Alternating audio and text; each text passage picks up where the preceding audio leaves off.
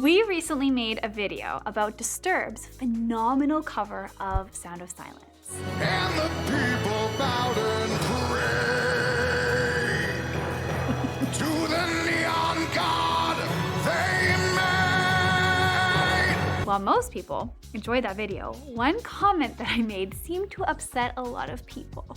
I do think there is some sort of tuning happening on his vocal as he sings. A lot of people took this as a slight against David Draymond's singing, and it got me thinking about how people understand autotune. So in this video, we'll break down what autotune is and what you as a singer need to know about it. I can feel something inside me say, I really don't think it's... Okay, Autotune is an audio processor released in 1997 by Andy Hildebrand.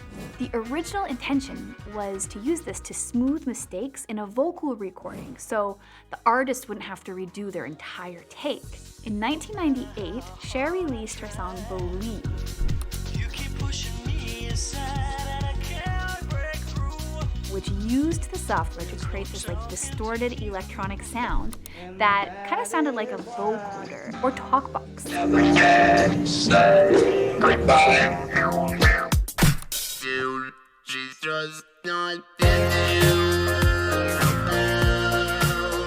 This became known as the Cher effect. And since then, artists like T-Pain, Daft Punk, and even comedy groups like the Gregory Brothers have used this robotic sound in their music.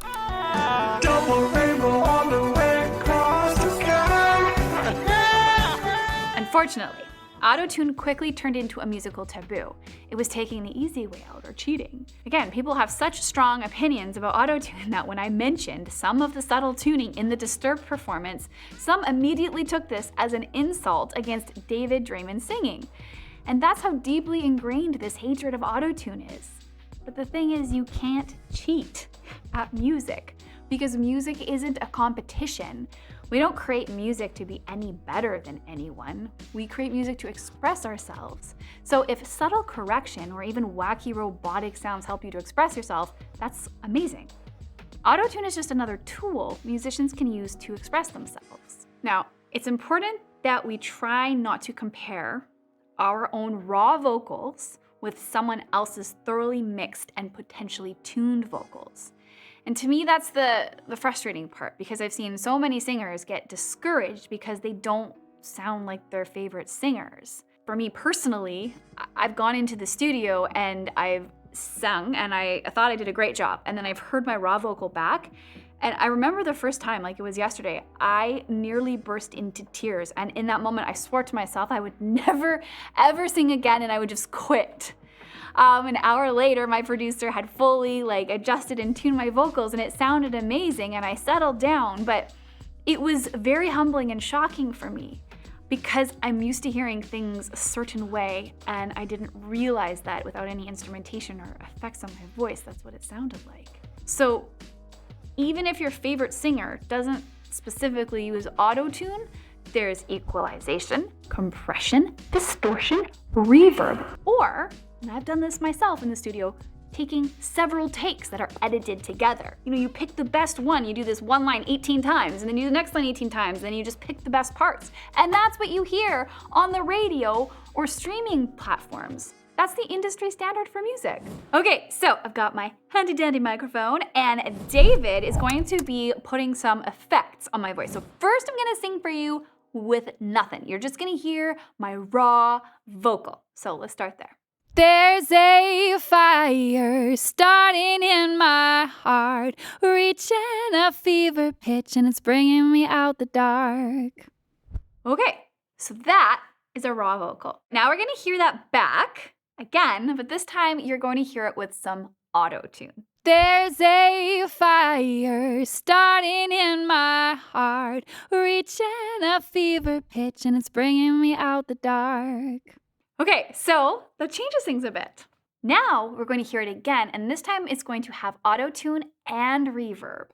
So it's going to change how it sounds yet again. There's a fire starting in my heart, reaching a fever pitch and it's bringing me out the dark. Okay, so that sounds super cool too.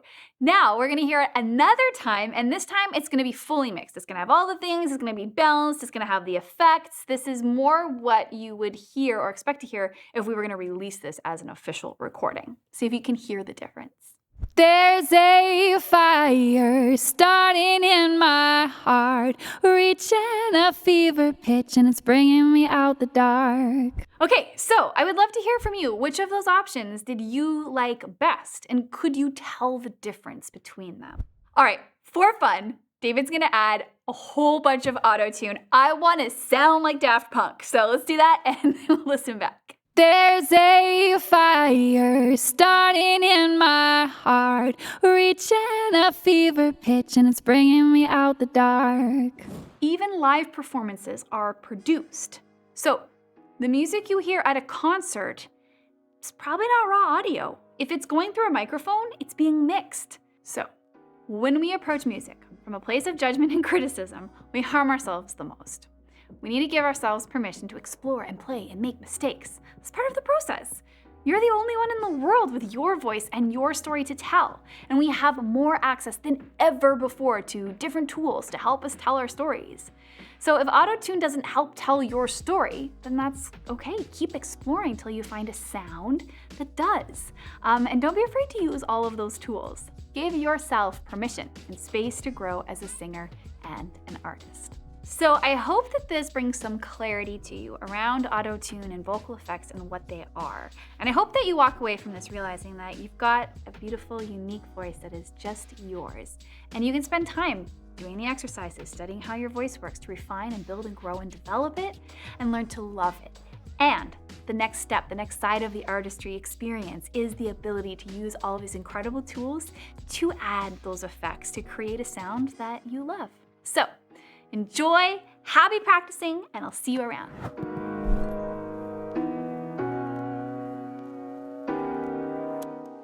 Can I do that? Oh, yeah. Are you recording my voice now? Yeah, it's all rolling.